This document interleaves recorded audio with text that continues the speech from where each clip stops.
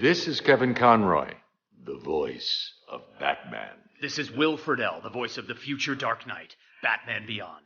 And you're listening to the DCAU Review, hosted by Cal and Liam. Streaming at DCAUreview.com and on your favorite podcast app.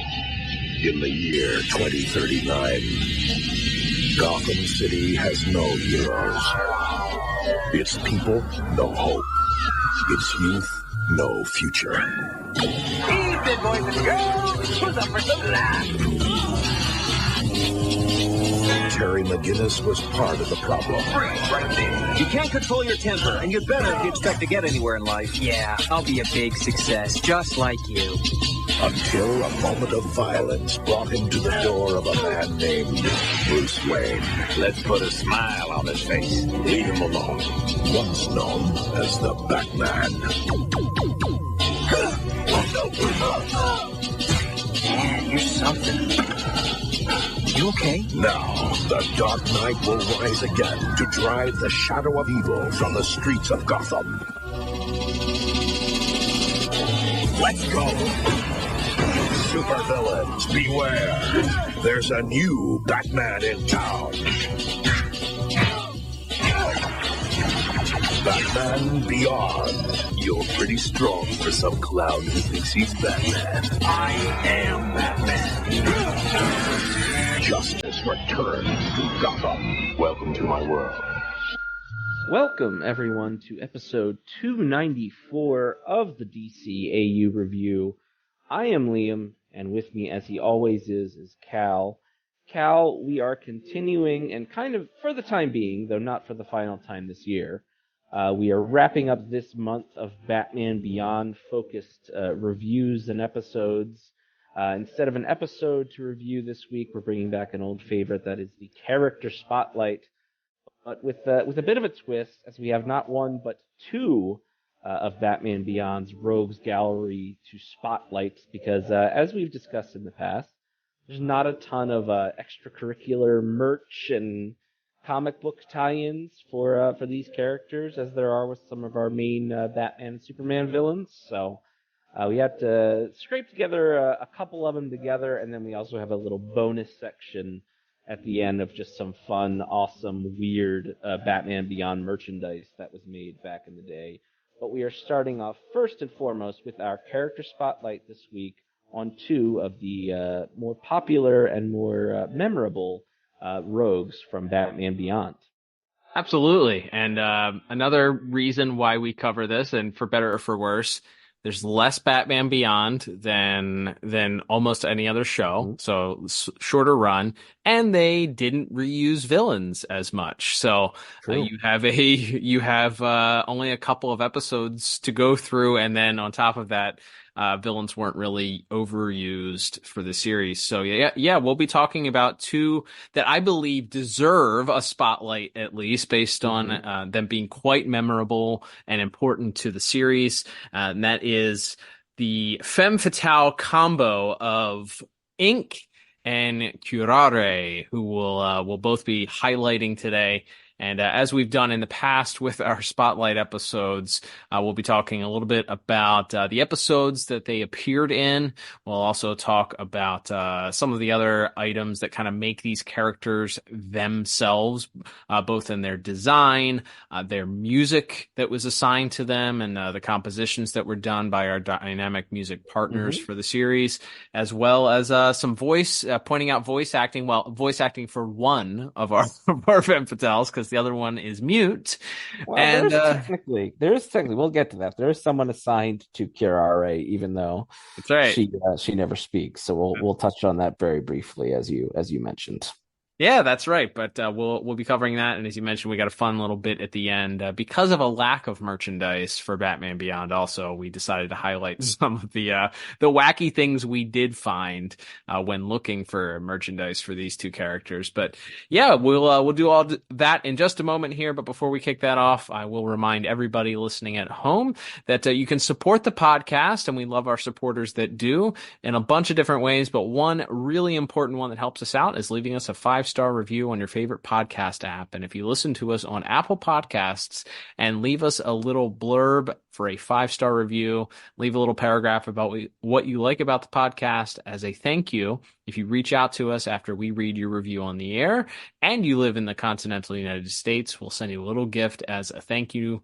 So no new reviews this week to read, but that could be you on the next episode. So if you're listening to this episode now, go right now to Apple and leave a 5-star review and a little blurb, and then slide into our DMs, because we'd love to say thank you. But we, of course, Liam, are heard each and every week, not only on our favorite podcast apps, but also at youtube.com/thepodtower, which is also a proud sponsor of this very show. Don't forget, we'd love for you to subscribe to that channel. Not only do you get our complete library of podcasts and new episodes each and every single week, you also get new episodes from the Jump on the Bat-Wagon podcast, which is currently going through both, I believe, the new Batman Adventures and Superman Adventures at the same time.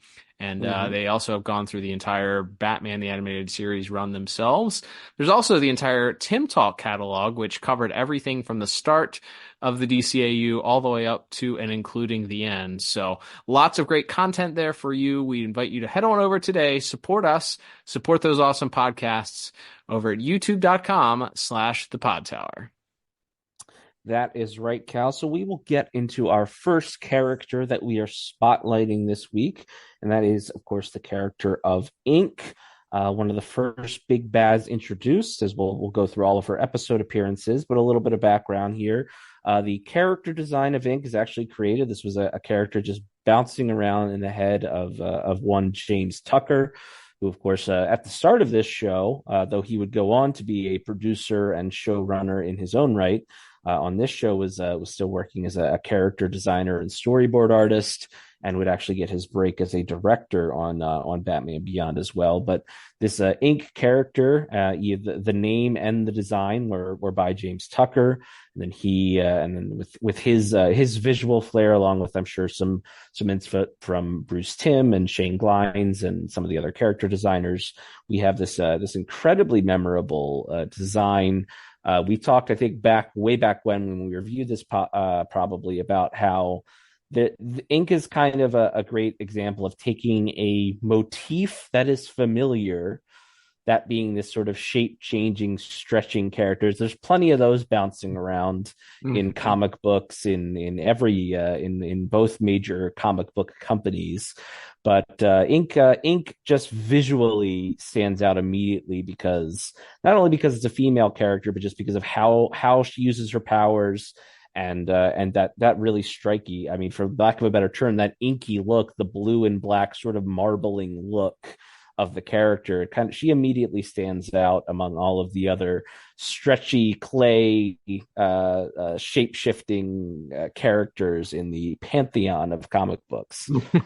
Well put. Yeah, I agree with you completely. The DCAU wiki also has a quote from Mr. Tucker, who mentions that when he was doodling and kind of drawing around the character, Bruce Timm stumbled upon this character design and asked him what it was, and he said he didn't really know. It's this weird globby character. And at that point, Bruce jotted down the name. He actually, James had actually named her Inque, Inque. So that's where she got the name. So very cool that Mr. Tucker is credited with creating that character. The first of many great ideas to come out of that brilliant mind that is Mr. Tucker's. But yeah, she does, as you mentioned, we've talked about it. It's familiar but different, and the way that the character is portrayed and the way that her powers sort of manifest do separate her. She's not just Clayface Beyond. She's not just a Plastic Man knockoff or an Elongated Man knockoff or Mr. Fantastic knockoff or whatever stretchy guy you want to talk about. She truly is. She has a bit of liquidity to her, thus the name Inque. And I think that plays even more so into the powers that we see and how they chose to manifest them in multiple appearances. Also, according to the DCAU wiki, she is the only Batman Beyond rogue to appear 4 different times during the series. So we have multiple different appearances to discuss here. And in each episode that we've covered thus far, Blackout, Disappearing Inque, and Inkling, there's also a different sort of personification of the character. And, in the first issue, she's this in the first episode, she's a hired assassin we'll talk about. The second one, she's sort of, manipulating this guy that worked where she was. And in the third one, it's a story about her and her daughter. So we get the different personas. They really fleshed out the character, and we learn a little bit more each and every time she appears on the show. So I think it's interesting, and I think it's very poetic that a character who is fluid and has so much depth to the character itself and character had so much dimension added through the storytelling in each of the episodes she appeared. Absolutely, yeah. I think there's that's something we've talked about a lot, is how, as you mentioned at the top of the show, how kind of underutilized, underexplored some of our Batman Beyond rogues were. And with Inque, we get at least a little bit into her backstory, as you mentioned. But yes, things all kicked off on January 30th, 1999, with the I guess it's technically the third episode, because Rebirth is 2 parts, but the third episode of Batman Beyond, an episode written by Robert Goodman and directed by friend of the show Dan Reba. Again, as you kind of mentioned, she's a sort of a hired gun doing a little corporate espionage at the behest of Derek Powers.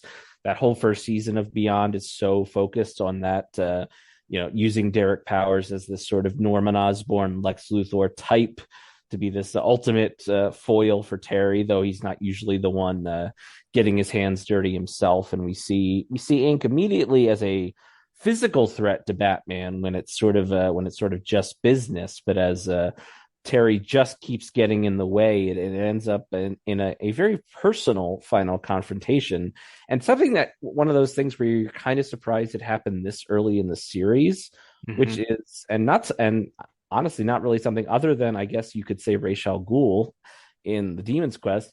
Aren't many villains who made it into and the Joker later on. There aren't many villains who made it into the Batcave, and here Inque is in her first appearance, hitching a ride, and Terry, being still young in his career, perhaps not suspicious enough of her disappearing act, as she hitches a ride on the Batmobile back into the Batcave, and it's really Bruce and Terry together who have to take her down in a very memorable clash that takes place inside the Batcave. That's right. Yeah, this is probably most memorable because of 2 very specific elements that occur. One, we get Bruce Wayne donning the Grey Ghost mask and hat in order to protect his identity from Inque, who, as you mentioned, had gained access via hitching a ride to the Batmobile. And number 2 is the very, very, very disturbing and nightmare-inducing visual of Inque, who has at this point overpowered both Bruce and Terry in the Batsuit, of course, and she is going to fulfill her paid role, which is going to kill Batman, and she's going to do so by essentially drowning him. But by drowning him, she's not doing it with water. She's force feeding her liquid form into his mouth. And it's done in a way where you see what she's doing, and then they cut away and you just kind of hear Terry gargling, and you see strategically placed shadows, and I'm sure there were standards and practice rules and recuts for the episode, but it's done really, really well as far as how they cut around that, and the direction and the writing that both Mr. Goodman and Mr. Reba did for that episode. It is a disturbingly memorable moment in Batman Beyond. Everything that kind of crescendos at that moment. We'll talk about some of Inque's music later, but yeah, that's a unforgettable scene, and one that, as Terry, even after Bruce and him have figured out how to successfully defeat Inque with Terry borrowing Mr. Freeze's old freeze gun to finally take her down. We get shots of Terry vomiting up parts of Inque. So just disturbing all the way around and very fitting. And honestly, early on in this series really set that dark tone for what that season 1 would be. A very memorable debut from Inque. Absolutely, yeah. I think that that first episode is really spectacular. The really strong first season, and maybe when we're done the whole series, we'll do some sort of retrospective on each season or something. And that first season, this really came out of the gate strong. Yeah, absolutely. It was, and it's a different tone. I think we've talked about this several times, is that there was sort of a mandate from WB that they wanted it to be more like Buffy the Vampire Slayer and more, teen action once the season 2 kicked off, and less away from the corporate espionage and the archetype overlord pulling the strings behind the scenes once Blight was taken care of. So yeah, that first scene is both visually and topically dark in a lot of ways, and Inque fits right into that. Hey, Inque is dark in most cases, so it makes sense that she fits right in with that theme. Absolutely. So we then next pick up the trail after we see the end of Blackout ends with the new Batman dropping off the frozen Inque in front of Commissioner Barbara Gordon, also her introduction to that series. But we again pick her up. She's been frozen and she's moved over to Gotham Cryogenics in the episode Disappearing Inque, which was written by Stan Berkowitz and directed by Kurt Gaeta. She's sort of being held in this ice block, and we have this sort of perennial loser character who's working at the lab called Aaron Herbst, who's just sort of complaining about his life and talking incessantly to Inque as if she can hear him, and as it turns out, she can, though she's not too happy about it. But he goes so far as to kiss the block of ice that she is doing. This guy's weird. He's a retroactive Easter egg for what one might describe as incel behavior, or maybe simp behavior these days. A little bit of both. And we quickly find out he gets fired because in 50 years from now, whenever now is, they still have security cameras. And security cameras are present, and kissing the ice is frowned upon, according to making passes at the frozen villains that don't have the ability to consent is not something that the Gotham Cryogenics is too pleased with. That's right. So at that point, the disgruntled and now fired Aaron decides he's going to get one over on his former boss, and disables the power to Inque's cell, allowing the ice to thaw. She escapes, but she's still very weak, and so she actually goes and finds Aaron and tasks him with helping her get back to full strength. They're going to steal some vague chemicals that are going to help her get back to full strength. And it's not just a return to a life of crime Inque is wanting this time. She also wants revenge on not just Batman, not just Terry, but on Bruce as well. And after they're able to defeat Terry, after Inque's able to defeat Terry, she begins to return to full strength and captures him. She is able to lure Bruce out. She hears Batman talking to him on the radio, lures him out of hiding, and it leads to Bruce approaching this address that Inque gives them, where they're all holed up, and it leads to maybe again another hugely memorable moment for the whole series, and certainly for this first season, as Bruce puts on one last bat suit to try to free Terry from his captor. Yeah, each of these Inque stories has a pretty epic moment. Two of them just happen to involve Bruce getting involved with a fight, and we get the one and only appearance of the Bat mech suit for this. It's very much inspired, I believe, by the Alex Ross Kingdom Come Batman suit. It's awesome. It's an awesome sequence. It's all too short. because I think the point of the episode is to once again reinforce why Bruce is no longer Batman. Like if he was able to successfully fight this villain and defeat her in this suit, then it wouldn't make any sense why he couldn't just be Batman. So unfortunately, it is a short-lived battle, and he's quickly overtaken by Inque in this old Gotham arena that they're doing battle in. But it is awesome to see, and ultimately Terry Batman is once again able to outsmart Inque, as she unfortunately decided to have this battle occur in a building with a all glass roof, as Terry shoots some batarangs through the roof, breaking it, and the rain begins to pour down, leaking, and that's Inque's one main nemesis is water. We learned that very early on. She's not a fan of water in any form, whether it be frozen or in its liquid form. She's not a fan. So the rain causes her to melt, and very much like the is it the Wicked Witch of the West in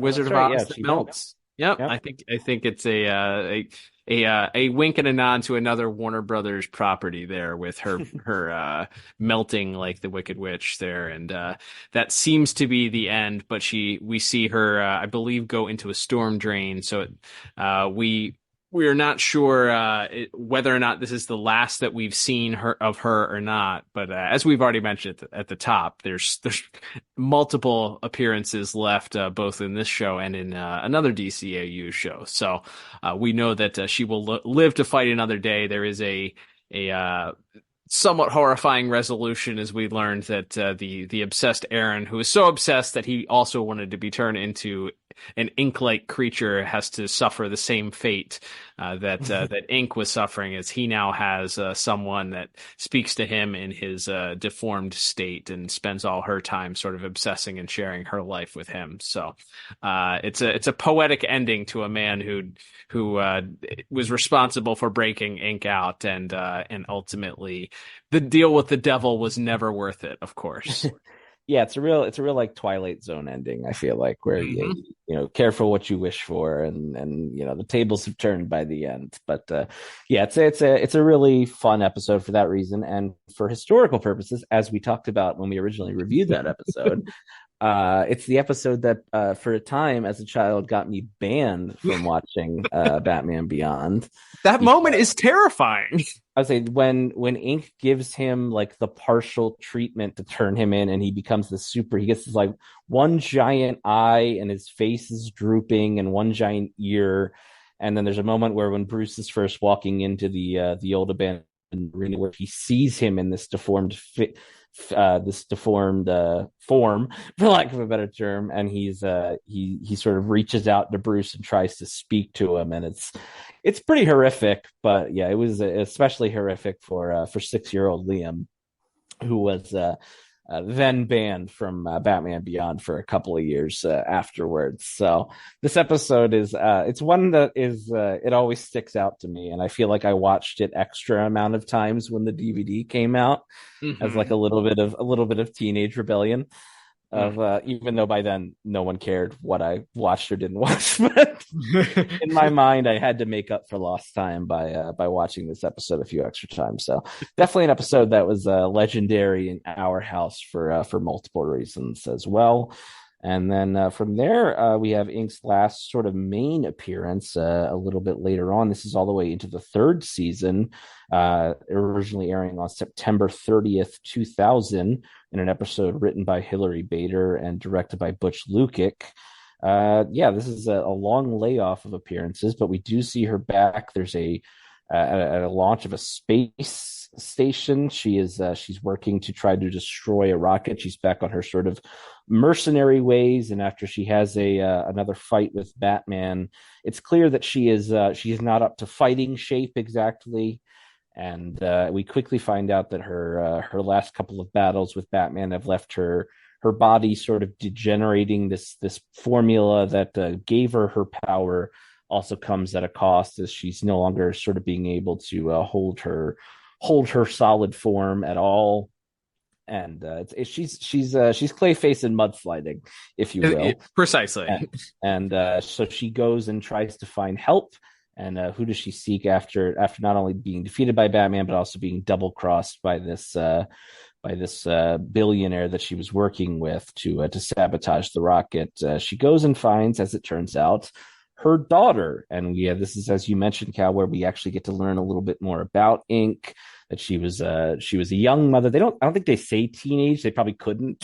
Mm-hmm. for BS&P reasons, say that she was a teenage mother, but they say she was a young mother. She didn't have any money, and so she gave up her child as a young lady. And we see Inque's daughter as this sort of overextended. She's getting her car repoed when we first meet her, and she's desperate for money. And so Inque and her mother, Inque and her daughter, seem to be sort of bonding through this mutual need of each other suddenly, even though they've never had a relationship before.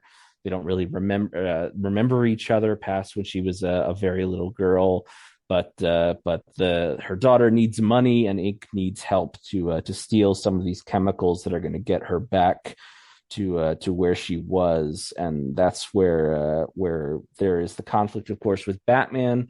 And seemingly Inque and her daughter are working very well together.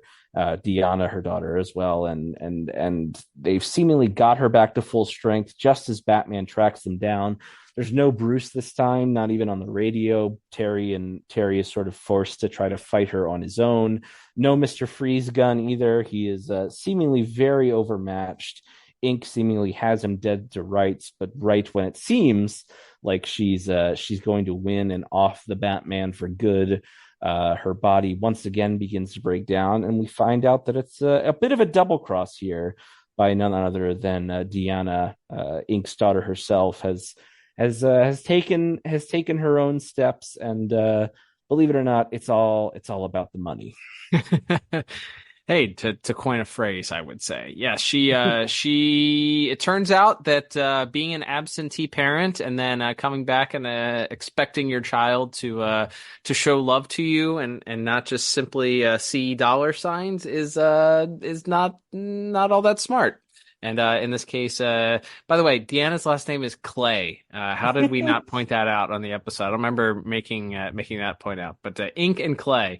But yeah, Deanna, not too happy that her mom decided to give her up and put her through this. And as you mentioned, she really only sees her mom as a paycheck. She does what she has to in order to take advantage of her mom. And just as it seems like Inque is about to put an end to Terry, she begins breaking down, and these horrific looking boils begin appearing and popping on her, and she begins kind of like imploding and melting from the inside. And as she looks at her daughter, she realizes that she's been betrayed, and she asks her the purpose for this, why she was doing that. But Deanna says that she'd rather have the money than a parent, after all, because she lived all those years without her mom. So what's the difference now if she can have the money? So it seems at this point that this may be the last that we see of Inque as she sort of burns into this pile of goo.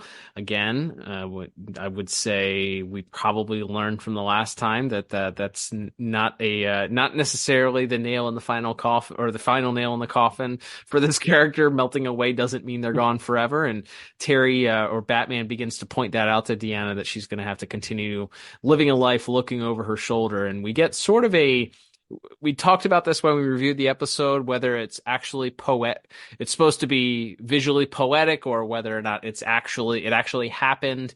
But we get a kind of a postscript scene with Deanna living the high life now with all of her mom's ill-gotten gains, and this plant behind her sort of begins to move and form, and it appears to be that Inque has come back to seek revenge. But the episode fades to black before giving a definitive answer as to whether or not that's what, if it's actually Inque, or if it's just Deanna's mind playing tricks on her. So, yeah, it's interesting. You bring in this character, and it appears to be that she, you do get more of the backstory. You add more dimension to the character, explain why she is who she is. But you also get the reinforced, somewhat cliched "no honor amongst thieves," right? We see that Deanna is just as ruthless as her mother is. The apple doesn't far fall from the tree. Without her mom being in her life, she became as ruthless as as her mom was, and was willing to put her own wants and needs ahead of perhaps assisting her mom. So she did the right thing by obviously taking out her mom so that her mom couldn't kill Batman. But at the same time, it was definitely for the worst reason possible, simply for personal gain and stealing this money that was also likely stolen from somebody else. So, it's a weird episode that doesn't really give you the happy feels at the end. It's also kind of leaves you like, yeah, she kind of deserves to get hunted down by her mom at this point, but we don't really get a resolution to that story and a clear and defined answer as to whether or not that ever happens. But headcanon says Deanna didn't live off of that money very long.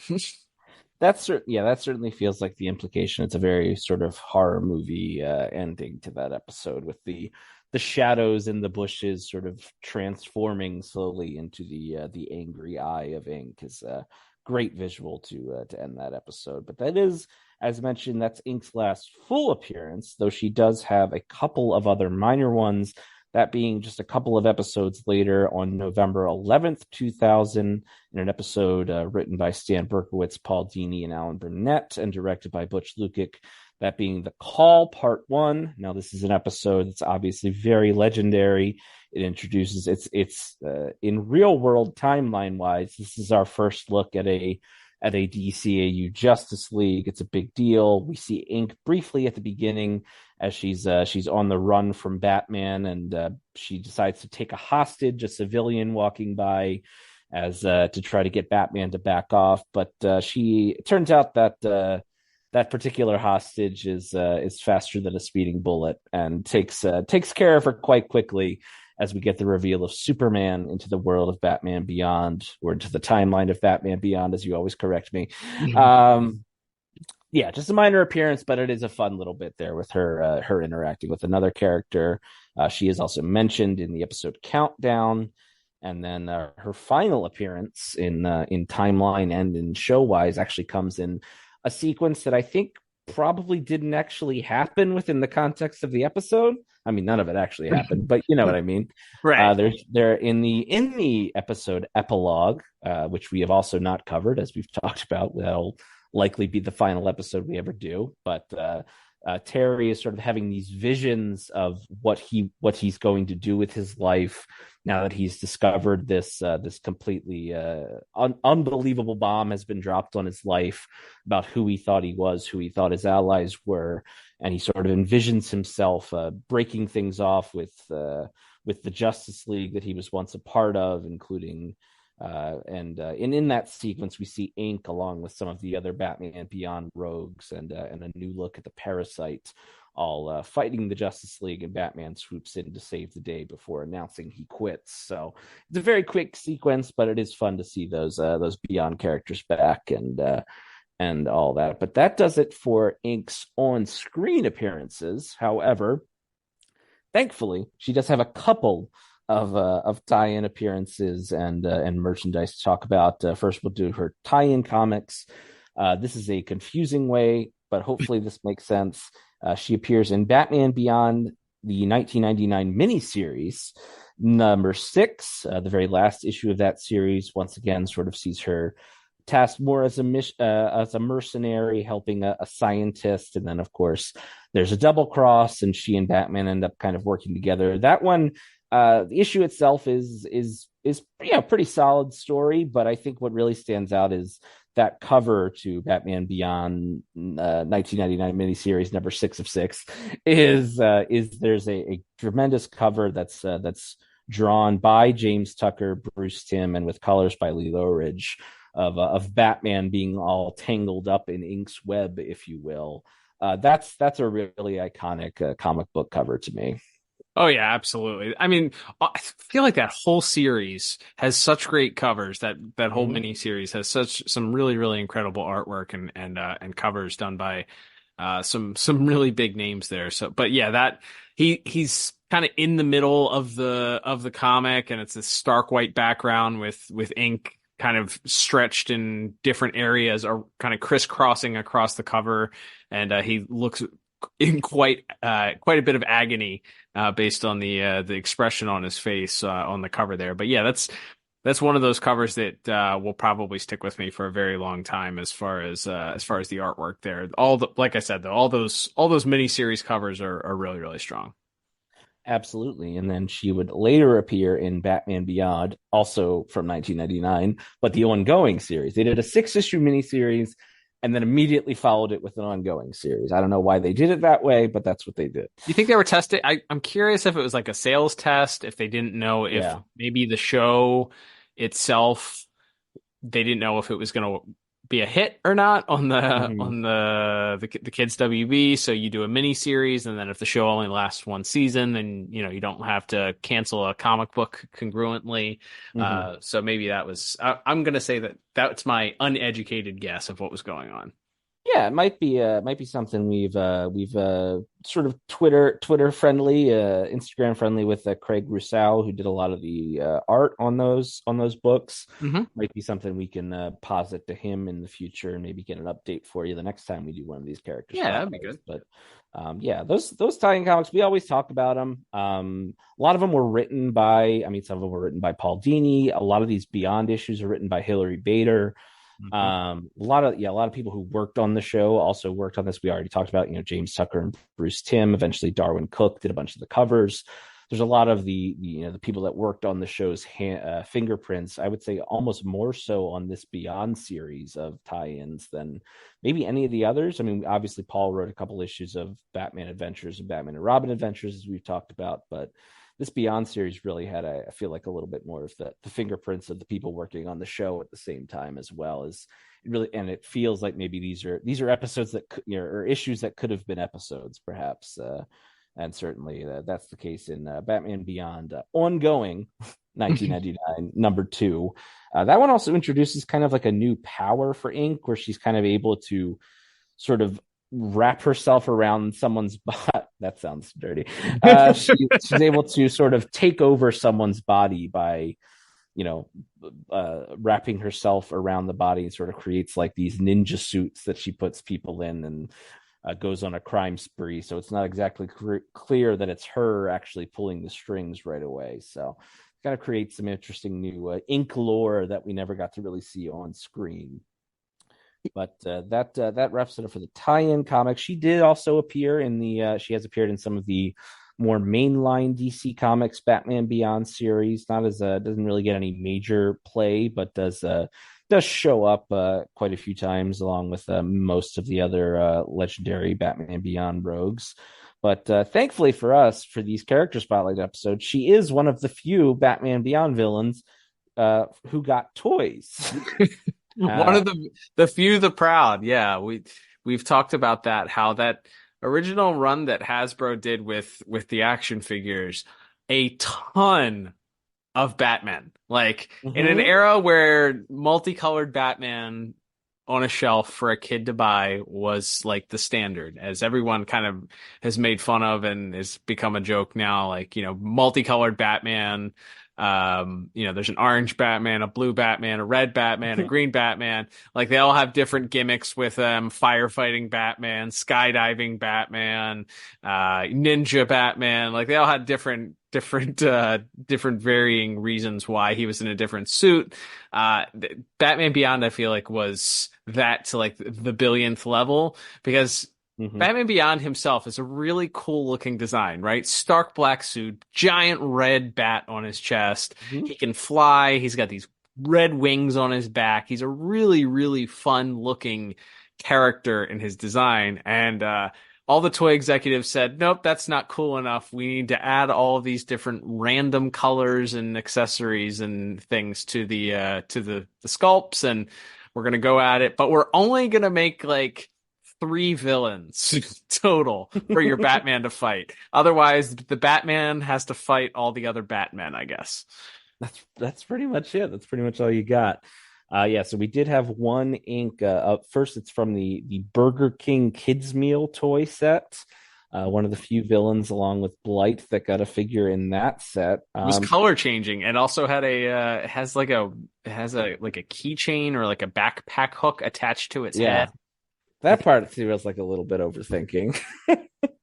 What? As I was doing research for the stuff that we'll talk about later, something dawned on me that I think is a reason why some of those toys later on came like attached to a stand or stuff. And it's because I feel like maybe there was a licensing issue where a certain company had exclusive license, like we're given the exclusive license to make an action figure and with movable arms and legs, right? So if you're a Happy Meal, you can either make it like a statue that doesn't move, or it has to be glued down on a stand, or it has to have a hook coming out of its head. It can't be an action figure that would somehow, I guess, interfere with a kid wanting the one that's on the shelf, I feel like. That's my uneducated, somewhat knowledgeable brain about how. I was going to say that's as good a reason as I've ever heard, and I hadn't really thought about it that way. But that does make sense because even the Batman figures are like there's like a talking one that's on a weird little stand that he's kind of sitting on, and there's a Batman with like retractable wings that go up and down, but is also on a weird stand, and then there's the Blight. Blight's everybody's on a stand in that set except for Inque, who's this weird little keychain thing. So, and the Batmobile that is just a Batmobile. Oh, that's right. Yeah, that one has like a little launcher thing that you can speed it away on. But back to Inque here. She as you mentioned, a color change. You could change it in like warm and cold water. She would have a more human looking face, and then you could turn it to more like the bluish grayish color that it was on the actual show. I like that one of her arms is kind of turned into like a big like swirly hook.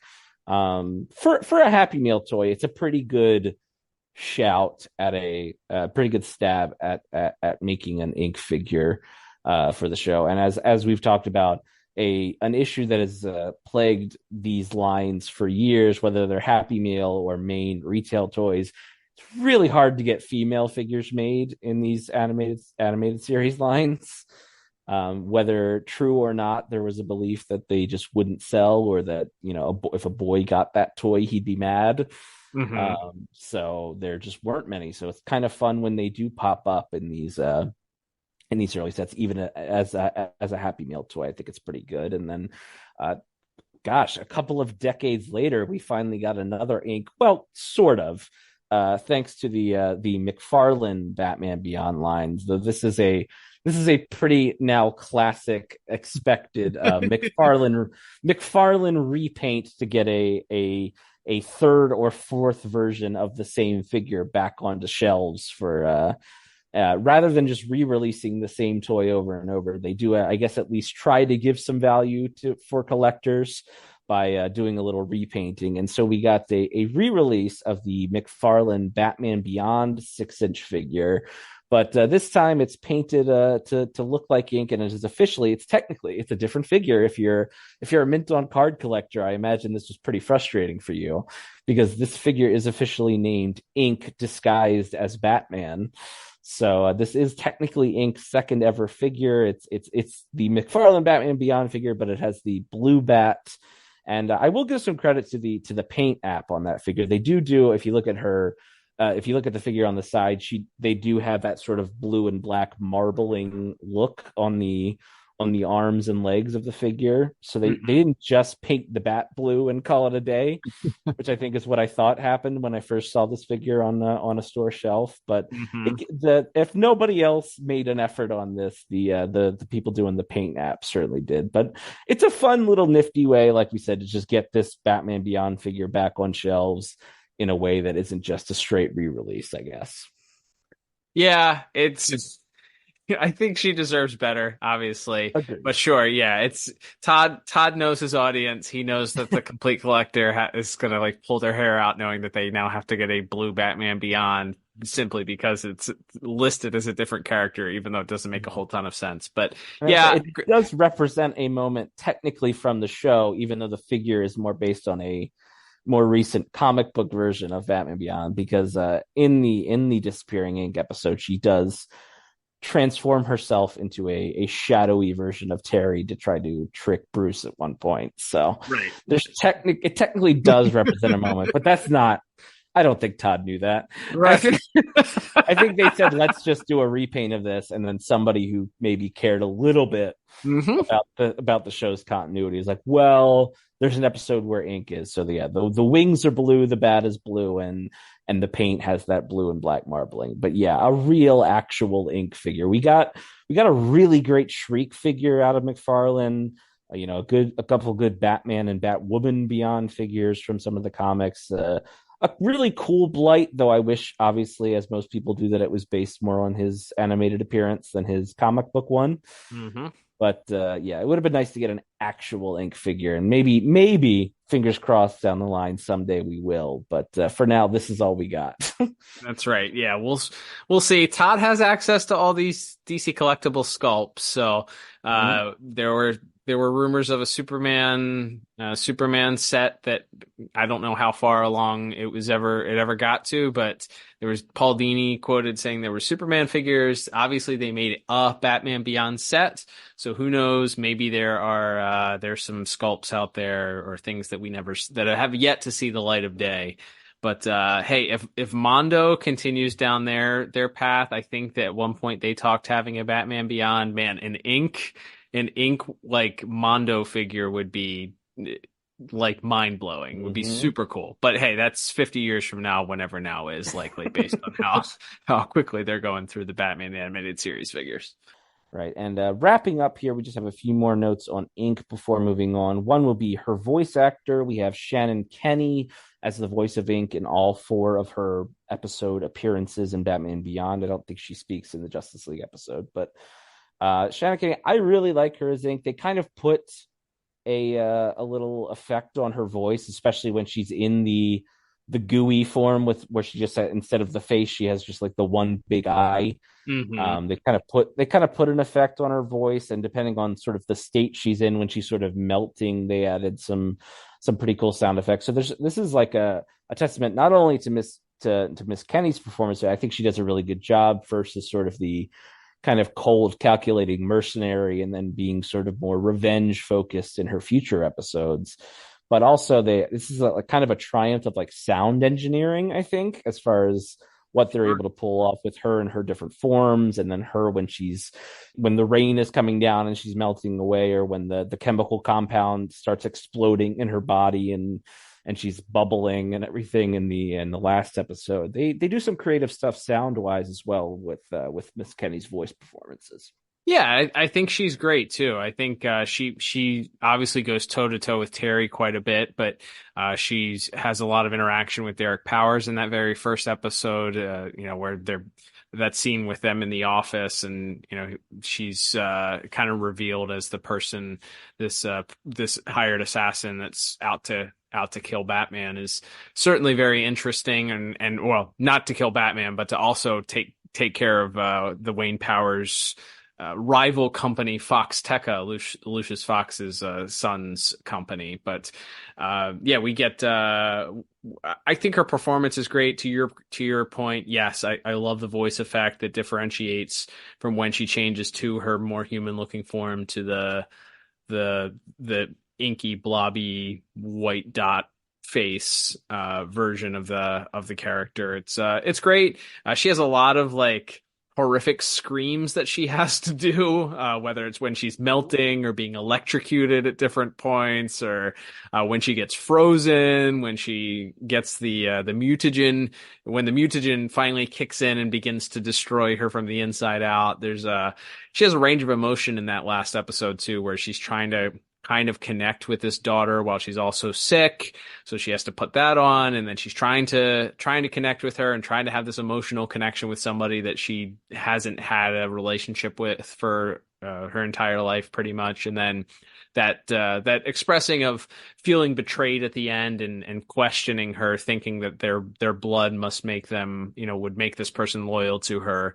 There's some great great dialogue and back and forth there, and the way that she does her lines. So yes, she's excellent in all the 3 of the episodes that we've covered thus far, and in her appearances, and unshockingly, a great choice in casting her as the voice of this character. Absolutely. Yeah, great job by Miss Andrea Romano, of course, and great job by Shannon Kenny doing the voice. And like I said, a character that really gets to evolve over her appearances, which is pretty cool. And before we wrap it up, our last thing we will just touch on is music. There isn't really, I would say, a definitive Inque theme, but thankfully the full soundtrack for 2 of her appearances is now available, as finally someone got their head out of their tuchus and finally released at least 1 volume of the original soundtrack for Batman Beyond. We have all of the tracks in their full entirety released now as a compilation on all of the major music platforms. All of the great music by Christopher Carter, Michael McQuistion, Lolita Ritmanis, and Shirley Walker available from that first season. And so we get all of the tracks. We listen back to the tracks for Blackout and for Disappearing Inc. And there's not really like as we talk about with a lot of the Beyond characters, there's not really like a hummable theme for Inque, but there's a certain sort of drive. Her music, her episodes, especially her action sequences, very guitar driven to me. It's very fast paced, and it's very it's very synth and guitar driven in her action beats. Each episode kind of has its own recurring refrain that you'll hear throughout the action, but I wouldn't necessarily say either one qualifies for a main Inque theme. But Christopher Carter responsible for the music for both of those first 2 appearances, and it just feels like there's a really frenetic, fast-paced, guitar-driven music whenever Inque's around, and then maybe some sort of softer, eerie, synthy stuff going on when she's when she's not attacking, I guess. Yeah, most of the pieces that are available in that soundtrack, which I want to say, based on the fact that the Dynamic Music Partners were promoting that themselves, they may have self-released that. I don't know how they would have gotten the license, or maybe they licensed it through Warner Brothers. But either way, thank you to whoever decided to let them to release that soundtrack, because it really does help when you're trying to listen to pieces, especially with Batman Beyond, because as we've talked about, there's less. I think there's less, because of the action and because the pieces for a lot of the series are so percussion heavy. It's sometimes hard, if you're watching the episode, to differentiate between the different pieces, or other than like slight elements or things that are used differently. But yeah, it's a huge advantage to be able to listen to individual pieces. So happy about that. But yeah, each of the Inque pieces sort of starts with this sort of ethereal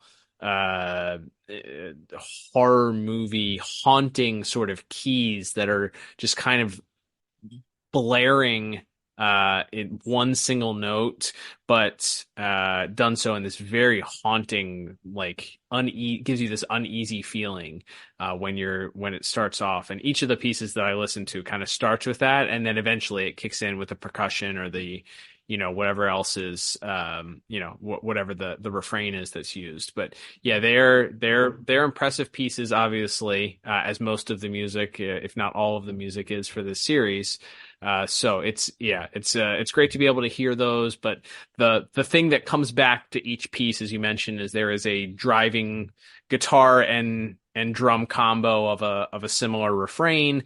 My personal favorite, I love the one that was used for the first episode, but then you also have these moments of sort of pause there's a downbeat and this haunting sort of pause that occurs while that gives you this, it almost sounds like choral, just like haunting voices just hanging on one single note, and then the rest of the guitar and the drums will kick back in later. But yeah, really, really great pieces, really memorable, and obviously, as is most of the pieces that Mr. Carter was responsible for. So yeah, unsurprising that we were both big fans. But hey, what a difference being able to hear the pieces in isolation makes, huh? Yeah, absolutely. I feel like, I mean, again, like you said, if we had to sort of parse this out just listening to clips from the episode, it would be really hard to be like, well, there's definitely drums playing Like we talked about tempo more, I think, than the actual music itself a lot of the times, and it's when we don't have access to the music by itself. So definitely a great asset for us and for all DCAO fans to have that first volume of the soundtrack, and hopefully we'll be getting the next couple of volumes soon. So really appreciate that. And moving on to our second character of this dual character spotlight, we of course had the introduction of the assassin Curaré. This character, I believe, was the original design. I believe was done by Glenn Murakami, and certainly it was his vision for this character to be certainly a recurring villain, and also maybe even as has been talked about by James Tucker, maybe something of a love interest, more akin to like an Elektra type of character. For Terry to sort of clash with because of their different methods, their different codes of honor, but that was sort of undone inadvertently by James Tucker, who was storyboarding the first episode. And of course, there's the moment where Kirare's headdress. What would you call that? A mask, a headdress? It's a hijab. Hijab. Yep, that's right. Yeah. I think that's what it is, with a face covering. Yeah. So, yeah, with that face covering, at one point the mask does remove, and we see that she is somewhat disfigured and also hairless. So that was actually a storyboarding decision by James Tucker, obviously approved by the people working on the show, but that did sort of dash the idea for her to be a recurring romantic foil for Terry. But it does create a very memorable character design. Again, she, as mentioned, she's mostly covered up by this white outfit that she's in. She's from the Society of Assassins, but she also has blue skin for reasons that are never really made clear. Yep. But she does in fact have blue skin, and she's just this ultimate assassin with her sword, and again is a different sort of physical match for Batman, for this tech advanced Batman. It's a really interesting foil. She has this ultra sharp sword that can seemingly cut through anything. We see her cut through like rock and metal and all of these things. She's this ultimate foil for Terry. But we see her first appearance come in an episode aptly titled "A Touch of Curaré," where she is a hired assassin sent by this Society of Assassins, and she is sent to kill Sam, the district attorney, and happens to be Barbara Gordon's husband. And this episode really ends up being a bit more of a backup. Curaré kind of plays that second fiddle. She's the main foe, of course, but it's really a story of Barbara explaining to Terry, both when he is in and out of costume, why she is so hesitant to accept a Batman returning to the streets or skies of Gotham after Bruce, and how she views the costumed vigilantes compared to when she was once Batgirl, although by the end of that episode, certainly they come to an understanding. So it's really an episode that focuses on Terry and Barbara and Bruce more than it focuses on Curaré herself. But they do definitely establish very quickly that she's unstoppable, and there's nobody except, and that's sort of, I guess, how we get to our resolution and our respect, is that there's no cop that can stop a threat like Curaré. You really kind of need the kid in the bat suit for this one.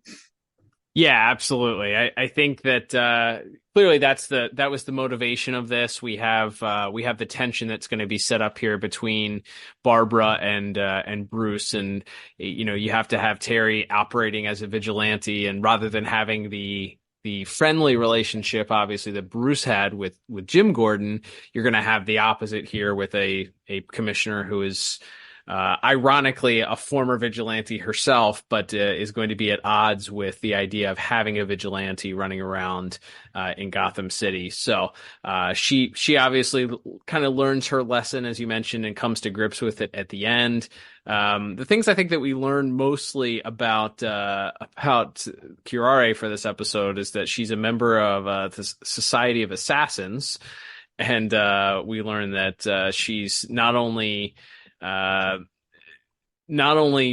a member of it, but a sort of a vicious member. I'd like to think that maybe the blue skin is something like an initiation for them or something. Like maybe they all dye their skin, or it's 50 years from now, whenever now is. That could be a body tattoo or something like that. But she carries this gigantic, as you mentioned, incredibly sharp scimitar around that slices through all this stuff. And by the end of it, because Terry is the first one to successfully prevent her from completing her job and killing her target in Sam, this means that she's sort of brought dishonor to the Society of Assassins. And what happens when you do that is that the assassins go from attempting to kill whoever their target was to turning on that member themselves. So she becomes a target of the Society of the Assassins, because we learn that, as Bruce is quite knowledgeable, that's what happens. You fail, you die. So because Curaré has failed now, she has and had previously never failed before, she is now facing the wrath, or the full wrath, of the Society of Assassins, as the episode ends with Curaré making an escape from Batman. But as she's escaping, we see a sword break through the roof of the vehicle that she's driving, sort of noting that she's under attack from the rest of the assassins. So it's kind of left with a bit of a cliffhanger there. You're left to think that maybe she might have died. But as you mentioned, she's got 2 appearances in this series, so we know that in fact that was not her final appearance for the show. In a season 2 episode, this episode airing on February 5th, 2000, an episode written by Hilary Bader and Alan Burnett and directed by Butch Lukic, called Final Cut. And this episode actually kind of directly follows up on that one in a way, as we see Bruce is out of town. Max, who has since discovered Terry's secret, is kind of really pushing to get more involved with his Batman activities, especially while Bruce isn't there to help him out. Terry's very resistant to that, but when this mysterious assassin comes into town, he makes quite an impression on Batman as he reveals that he's the last living member of this Society of Assassins that Curaré was a part of, because after the society turned on her, she killed all of them, which is pretty badass, ruthless. Yes, so she did not take her punishment lying down, to say the least, for failing to kill her target in the previous episode. So, and this assassin has made sort of a gambit with Batman. He's decided that he has a bomb somewhere in the city, and that if he doesn't key in a specific code every 12 hours, it'll explode. And so Batman now has a little extra incentive to keep Curaré from killing this guy. As mentioned, this also involves Max sort of forcing her way into the story and getting into the assassins. She's looking over the assassin's apartment while Terry's meeting with him in the park, which leads Max face to face with Curaré in a pretty memorable scene. Again, right out of a horror movie. I think there's definitely a Shining bit in that episode where she's closes the bathroom door and then the sword comes bursting through. Psycho, right? It's The Shining, right? It's Here's Johnny. I thought, I'm thinking of Psycho, where she's in the shower and it might be both. and like the kid, you just see the Hitchcock. It's black and white, and you just see the blood rushing into the drain. Either way, it's a horror movie that I haven't seen. Yeah, I think the sword through the door is definitely The Shining, but I think you're right. There's probably a little Psycho homage there as well. And yeah, it does set up this final battle between Terry as unfortunately Curaré does get to this assassin and vaguely doesn't kill him, but there's some sort of poison that wipes his brain, because we can't say that the assassin killed somebody on our children's Saturday morning cartoon. Sure. But unfortunately, since he is now brain dead or whatever, he is unable to input this code to disarm the bomb. And so Terry and Max and Curaré have this one final battle in a really cool set piece episode, as they're in this like a museum with all these old World War I and II planes that are hanging from the ceiling, and Terry and Curaré are doing battle up above as pieces of these displays are falling down and Max is dodging debris and trying to disarm this bomb at the same time. It's a very tense final standoff, although of course ultimately our heroes prevail, and Curaré lives to fight another day, though that would end up being her last appearance on screen in the DCAU, unfortunately. Yeah, it's a sort of an unceremonious end. I will say that fight at the Gotham Museum of Armament is one of maybe the best, I would say. It's probably a top 3 in Batman Beyond, and certainly worth talking about. I don't know how many different battles you could argue in the DCAU. So I won't go so far as to wax poetically about this being maybe a top 10 there, because that seems to be a list that would take hours to decipher. But it's a lot of fun. The action that takes place is ridiculous as they're jumping from these different hanging disarmed bombs and planes and all of the stuff that are hanging on this from this ceiling. There's, I believe, even a little bit of CGI that was used, like early cell shaded CGI from this era that's done. Is you get some really beautiful choreography and animation that's done for this for that final sequence, but very memorable. And yeah, it's a bit of a downer to say she doesn't come back. Like, we don't get another appearance from her because she is such an interesting looking character. The idea that her one weapon is just this incredibly powerful scimitar, but she's obviously, and shows in this episode and in the first episode, she's incredibly athletic. It's not implied that she's like genetically enhanced or anything like that. I don't think she exhibits anything that would say that she has super strength, but she certainly jumps higher and further than a lot of characters you would think normally would. So maybe there's something else there. I don't know. It adds to the mystery, though. It leaves you wanting to know more about this character, her past, who she was, and how she came to be, and all this stuff. Like, that kind of leaves you with wanting more of that. And unfortunately, we didn't get much more. Yeah, that's true. Would have been fun to see another episode where we learn more about her. But we that case was not to be. Yeah, just a fun character, as we'll talk about in a second here. As you mentioned, she does not speak, which is also, I think, sets her out as far as a very unique character, to have your main villain be someone who doesn't talk. She does have some grunts and groans, which are attributed to the actress Melissa Disney. Yes, she is related to the Disney family loosely. But there's not really she doesn't speak. And so I think just finding out any more about why, because obviously we meet another member of the society. He isn't blue. He's not wearing any sort of like, headdress or any sort of like official adornments. He's dressed like any other guy on the streets of Gotham, seemingly. And he's using guns, like he doesn't use a sword. So it seems like this society of assassins she was a part of was a pretty eclectic group. It would have been fun to see perhaps more characters from that world show up in future episodes. But alas, it was not to be here. We'll mention here. We'll get briefly. Really, we just got music and one tie-in comic to talk about. That is Batman Beyond 1999 ongoing number 9, where she actually does. And speaking of what we were just talking about, where we see she starts her own assassin's cult following the events of these 2 episodes. She's got her own apprentice with her own unique weapons. They are all wearing sort of a uniform headdress look to sort of pay homage to her. And it sort of comes to an end with a final confrontation where Batman is once again able to defeat her, and her followers take the sword back and promise that it'll be waiting for her when she comes back. So again, another interesting development that you kind of wish you could have seen on screen, where we see her cast more as the role of a hero, or as not a hero, but a leader and a person with legions of followers herself. Could have been a really interesting thing, and sort of a role. We didn't really have a Ra's al Ghul-esque character in the Beyond world. I guess Cobra kind of fills that role eventually, but not really. Not the cool way.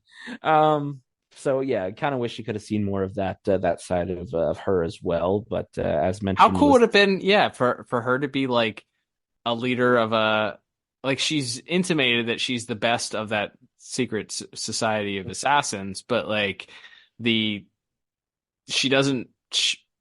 Yeah, it would have been cool to see her like lead that army or lead an army or Yeah, Batman have to go beyond, have to go international in order to stop her or Mhm. something like that as a sort of similar pathway as Bruce took with Ra's al Ghul.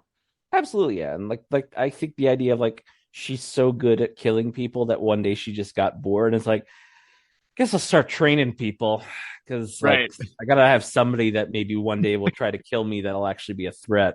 So I gotta train those. I gotta train these future people myself. So like I think that could have been a really interesting angle to take with her. But yeah, Or maybe even a unfortunately, follow-up to not being able to kill Sam is like Mhm. her she has to avenge that in some form or fashion. So there's even, maybe she takes Barbara hostage or something Mhm. like that. Something that would involve Sam teaming up with Batman to sort of like, if she came back for revenge for her one failure or something like that. Something along those lines. Absolutely.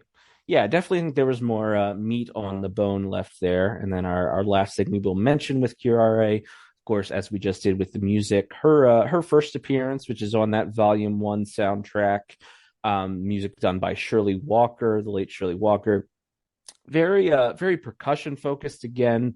You use sort of more conga drums, and it's a really interesting, you kind of pointed this out, there is like a Middle Eastern, it's very sort of synthesizer, it almost feels like video game boss music in a lot of places, but Mhm. there is sort of, it's like you're fighting there's a little bit of like an Eastern Japanese because she is kind of this ninja type character, but it's also more of like a Middle Eastern Mhm. style. There's like a little bit of that, so it's like it's all kind of melded together. It feels like if there was a Batman Beyond SNES game, this is exactly the music for the Curare boss fight that you would expect. Like it's got Yeah. this really fun sort of video gamey soundtrack quality to it, but it's all sort of focused on these Middle Eastern sounding synthesizers and these really sort of fast paced conga drums. Yeah, it's certainly very interesting.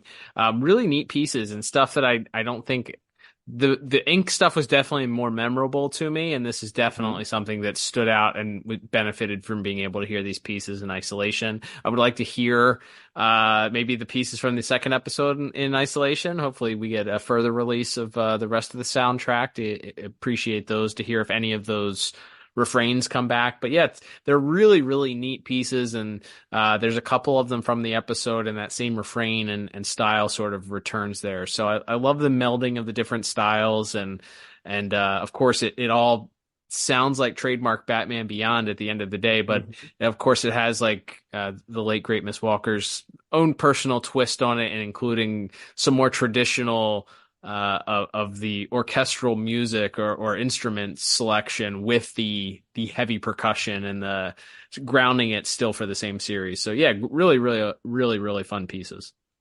Absolutely. And one last thing I mentioned, I think I forgot to mention this for that episode, but the original appearance, A Touch of Curare, original air date May 15th, 1999, written by Hilary Bader and directed by Dan Ribas. So yeah, I think both of our characters, Ink a little less so because we at least got to learn a little bit about her backstory and saw her grow into a more formidable foe as the show went on. Curare, definitely a lot of meat on the bone, but I could have used probably at least 2-3 more episodes with both of these characters. I think it's safe to say. Yeah, absolutely. They are fascinating, and I don't think that we fleshed out enough. They are unique, but similar enough as we talked to that they're not a one-in-one copy and paste of an existing character, but they have similarities that make it feel familiar to you. We talked about whether it's maybe the ninja from Batman the Animated Series, also a mysterious figure that carries a sword around and bests Batman or attempts to best Batman, an assassin type, or as you mentioned, Ra's al Ghul, who also had his own sword fighting with Batman. And Inque with the clay face, or whatever, any number of that fearsome foe that is in liquid form. But they are unique enough in that they are their own creations of this series, that they don't just feel like copy and paste or those villains beyond, which is what the series set out to do, is to create its own identity and its own villains. And these are certainly two worthy characters that deserved more than they got. But the things that we did get, I think that's a testament to how good the episodes, the action figures, the vocal performances, the music, all of that together combined to create two really interesting characters that we are left wanting more. It's better than, like, I would say, I don't know, the Sewer King, who we wished we didn't ever exist. So C'est la vie, as they say. But Cal, since, as you mentioned, we don't have any Curaré toys, she doesn't even get a hero click. Hero clicks. Oh, I think we forgot to mention, but yes, Inque does also have a hero click in addition to her. To her other toys. So not even like a little statue, a bust, I found a Batman Beyond postcard. It did not have Curaré in it. And it is interesting. We talked about this before we went on the air. I think there were very specific character designs in like the show Bible that were given out for promotional work and like to slap on t-shirts and some of the other ridiculous things that we'll talk about here. Something tells me, I don't know if it's because it's a masked female with a sword or what. They decided that Curaré and Inque were not in that show Bible. So they were not a part of the promotional material images. They weren't going on shirts or book bags, apparently. Yeah, gosh, even years later with like the DVD and Blu-ray releases, you're like, why is the Golem or the guy from the episode with the weird like turtle guy from the episode where from April Moon, like he's all over the box art and DVD art, and you're like, why? This character is in one episode for 5 seconds, but we don't. And it's just like exactly what you said. It was not in those stock promotional images that still get used when they roll out new box sets or new official Warner Brothers merchandise from the show for whatever reason. So but yes, since we don't have any Curaré toys or hero clicks or statues, or not even like a color, I don't even think she appeared in like a coloring book or anything. Because of that, we wanted to have a little something to talk about when it comes to merchandise and so we decided we would go down sort of a wild, and this is really your baby, so I'm going to let you drive here, but sort of a wild eBay and Google rabbit hole as we discovered just some absolutely wild Batman Beyond themed merch, a lot of it coming from the now defunct Warner Brothers Studios store that existed in the 90s and into the early 2000s. But we found just some, or you found, I should say, just some absolutely fascinating gems in the world of weird Batman Beyond merch this week.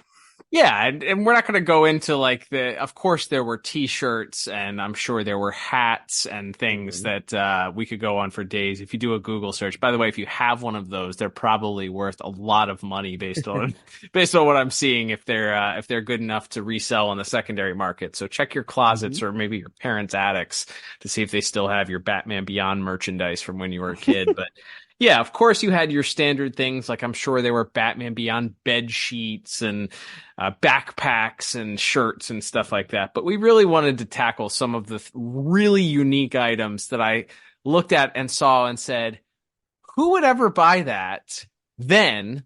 But now you and I are both like, wow, I need that. Like, that is so bizarre and so goofy. I want that as a part of my collection. So yeah, we scoured the depths of eBay and Google image search and some international eBay knockoff sites to find some of the wackiest and most interesting Batman Beyond merchandise. So we'll kick things off with this very scary and terrifying looking Batman Beyond Child's Halloween mask. And I put Child's in air quotes because It looks much more like something that you would see at a adult entertainment store, is like the PG way of putting this. It is utterly terrifying. I sent this to you. It's got a built-in mouth, but the mouth has like this little square cut out of it, I guess, so that the child could breathe. But it also has like the white lenses over the eyes. It's definitely made of some sort of cheap latex. It's horrifying. It is absolutely horrifying. It doesn't look anything like Batman, the Beyond model. It looks like some creepy adult oriented item is all I'll say. Like it doesn't look right. It's available on eBay if you are an adult and you want to get one for yourself. It's there for you. But it was disturbing, to say the least. More disturbing than Inque force feeding herself to Terry to try and kill him, I'd say. Yeah, it was pretty weird. Yeah, it's one of those ones where you go, oh, this would be on the banned list at like schools, and along with all like the Scream masks that like bled and stuff. They would be banned from all like school Halloween parties and any state or church functions, costume parties. These would not be allowed for fear they were threatening to summon some sort of demon or devil to the party with this horrific Batman Beyond, allegedly for children mask. It's quite scary, but fear not. If you're afraid of this mask or maybe the dark, the Warner Brothers Studio store, which we just talked about, it was at it was kind of like the Disney store that you still, I believe, find in malls, where they just had all kind of branded property stuff, stuffed animals and shirts and hats and all that stuff, all WB properties. So that store was stocked heavily with Batman the Animated Series, Superman the Animated Series, Batman Beyond stuff, and that's where a lot of this stuff comes from. But if you were afraid of the dark, never fear. Warner Brothers Studio Store had an exclusive Batman nightlight that you could plug into your outlet to light up the night. And this is actually kind of cool, other than the fact that it's just Batman's torso up. He's got his hands on his side. He's got the wings behind him. And for some inexplicable reason, even though the image that we have of the item is just extremely pixelated, as I was only able to find one image of it, it appears that he's like stuck in some sort of either cloud or rock. I can't tell. Maybe it's like a piece of the Bat Cave, but he's like it's torso up, and then it's just this weird thing he appears to be frozen in the middle of. I don't know what it is. I don't know what it's supposed to represent.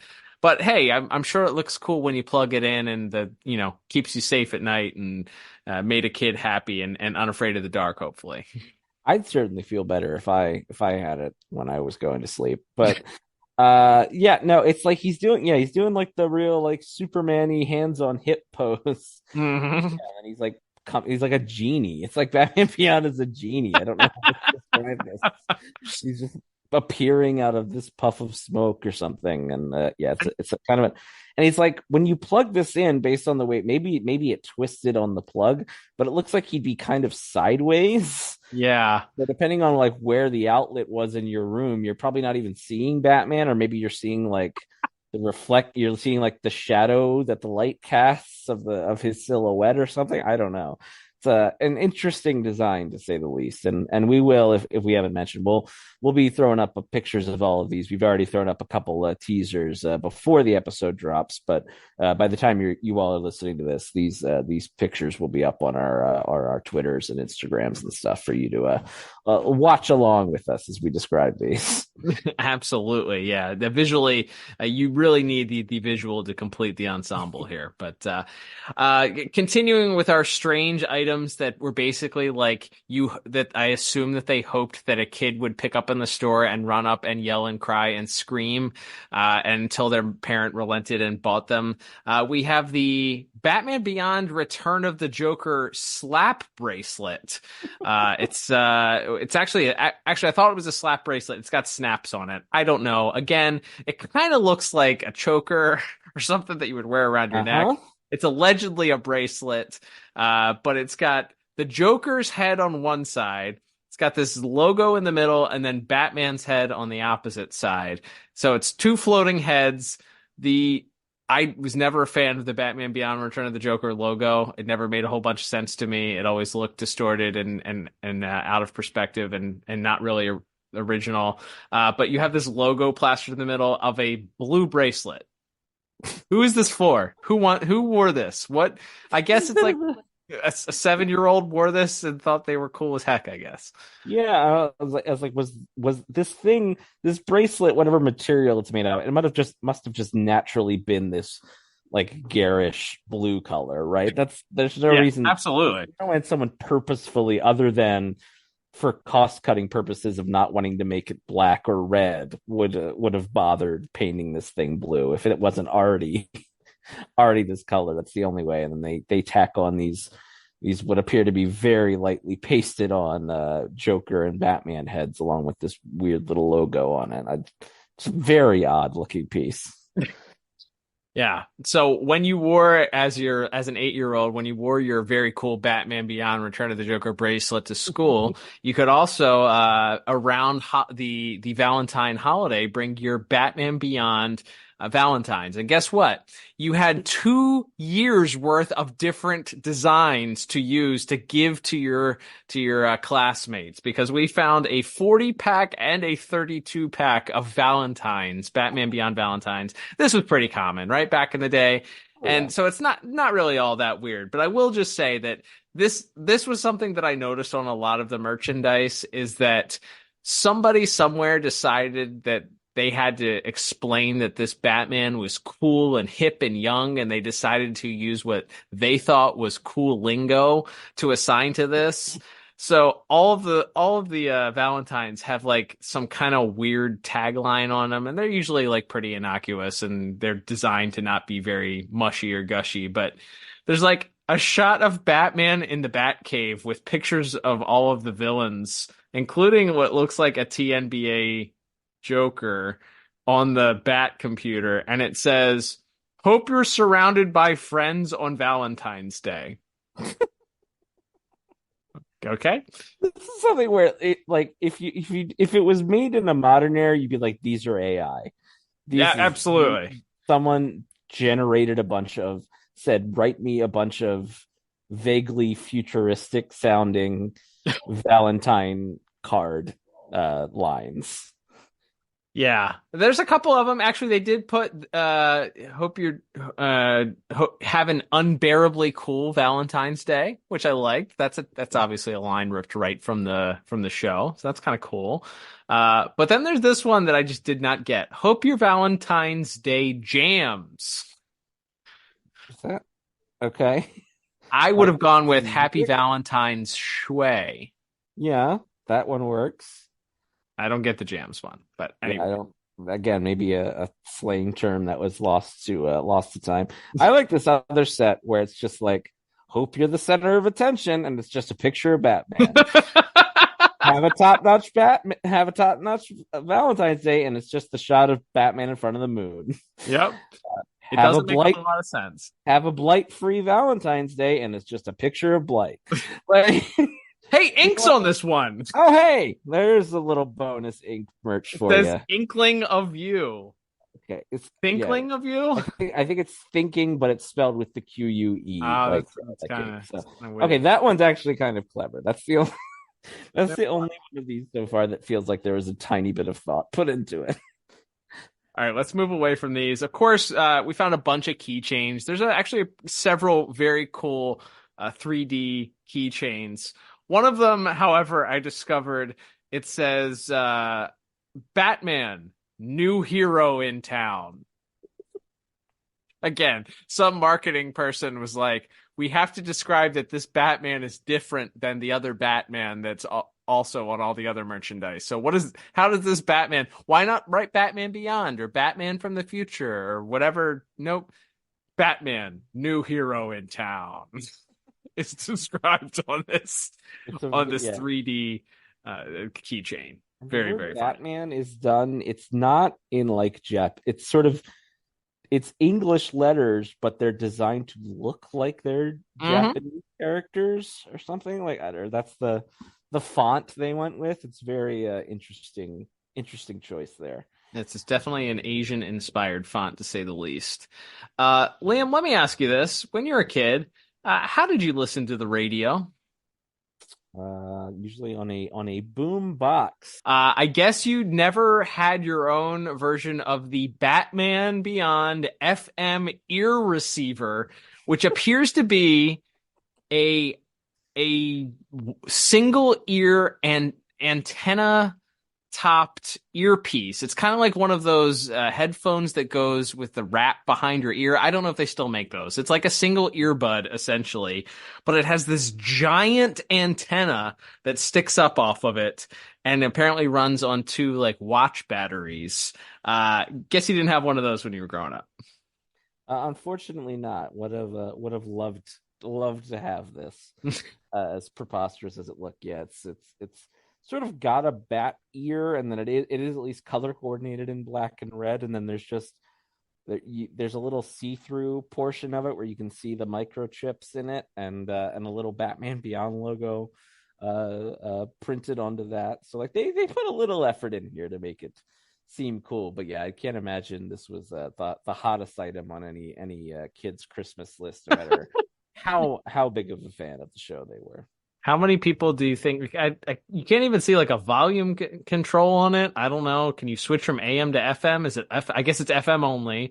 And then that just looks terribly uncomfortable to try and put that on your ear. Like that I can't imagine how long a kid would have kept that on their ear before they just like threw it on the ground and smashed it. Because that doesn't look too comfortable. Liam, while we're talking about items Batman Beyond related, how did you tell time when you were a kid? How did you keep track of time before cell phones were in your pocket? Gosh, I mean, sometimes I had a wristwatch, though I was notorious for asking for a wristwatch for Christmas or birthday and then never wearing it. So you clearly did not have the Batman Beyond pocket watch, complete with with an attached chain that you could just clip to your pants, shirt. I don't know, it's clipped to something. But yeah, that was one of the more unique items that I can't imagine they sold too many of. It's a nifty looking pocket watch, I guess, if you're into that sort of thing. The chain is sort of this metallic red, and the watch itself is red, and it's got the Batman Beyond logo with the word mark in the middle of it. But yeah, who would ever want this? Why? I don't know of too many kids in general that were carrying pocket watches of any kind, much less a specifically Batman Beyond. It is this is something where if I tracked this down now for a reasonable price, if you had like a little display of Batman Beyond figures, maybe the old Kenner figures or whatever, I feel like I could try to make this part of that display or something, but not an item I imagine was of high demand at the time it was originally released. Yeah, we got 3 more items here that we'll cover, Liam. 2 of them kind of go together, and that's going to be celebrating. Somebody here on this podcast is about to celebrate a birthday, and I think the best way to celebrate that would be with your very own Batman Beyond cake pan and matching Batman Beyond candle, which best I can tell, you light the candle and it eventually will melt Batman Beyond down to nothing if you complete melting. I don't understand it, but this is kind of interesting. You could have your own Batman shaped cake, I suppose, if your parent wanted to do a fancy Batman cake pans. They're kind of cool, but the Batman on the cake really doesn't look very healthy. It looks like they tried to make it look like it was made of cake or something like that. I don't know. It kind of looks like a rug based on what I'm looking at here. It doesn't look delectable based on what I'm seeing here. And then the Batman Beyond candle is another. It's got it's half of Batman Beyond, so he's going to be like sitting in your cake, and then he's got some sort of weird contraption. I could not for the life of you tell you what that is behind him. Is it a building? Is it pipes? Is it a castle? Is it I could, is it spark plugs? I don't know. But he's like plastered half to the front of it, and then the candle is like floating above his head. It's very strange. Yeah, I'm like at first I'm like, oh, is it supposed to be like the city skyline? No. Is he in like a factory or something?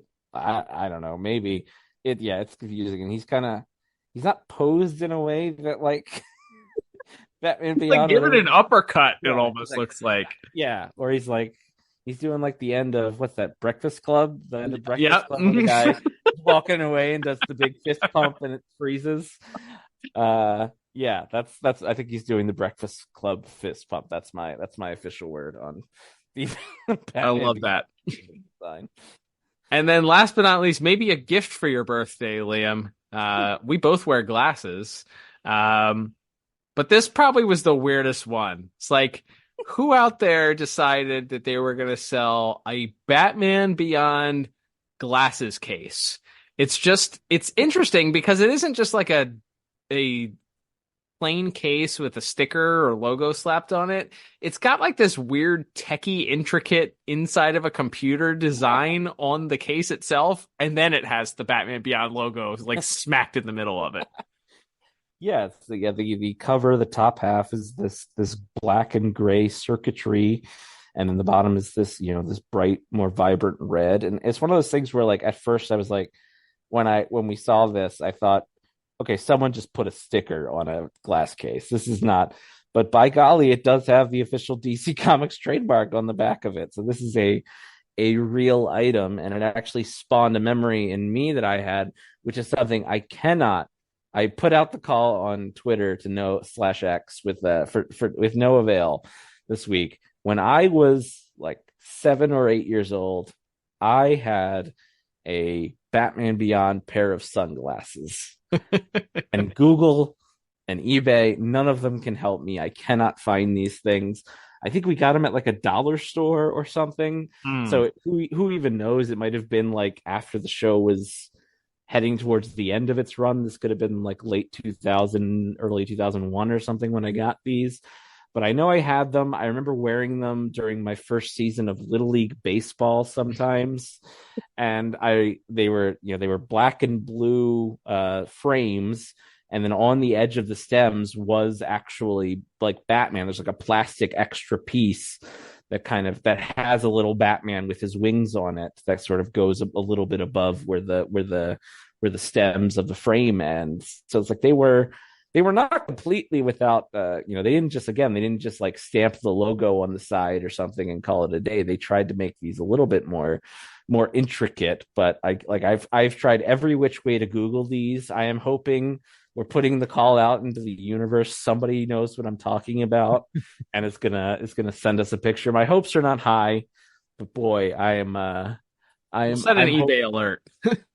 Yes, I am desperate to find these Batman Beyond sunglasses, mostly just because when we started talking about doing wacky merch, that was one of the first things I thought of, because it's like, oh, those are kind of strange because they're sunglasses, but they have like a little character on the side of the stems. That's kind of weird.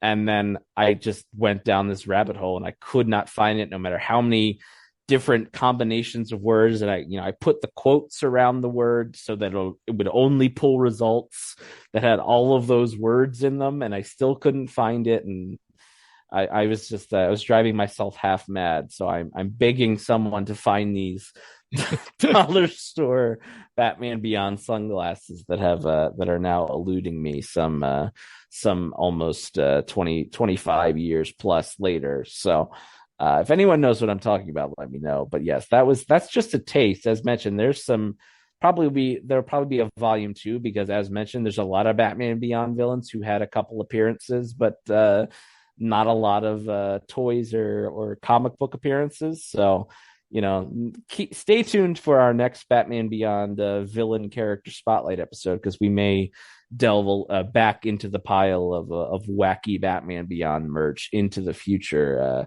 when we come back to this sort of topic.